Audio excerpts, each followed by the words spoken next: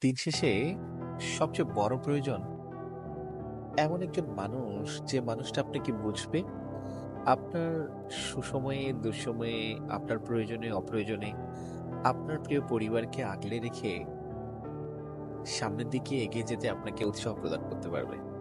সেটা আপনার বাবা-মা, আপনার ফ্যামিলি, আপনার যে কেউ হতে পারে।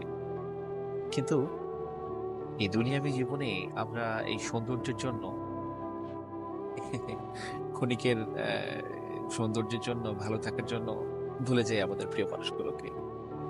যেটার জন্য আসলে আমাদের দিন শেষে সংসারে নানান অশান্তি লেগে যায়।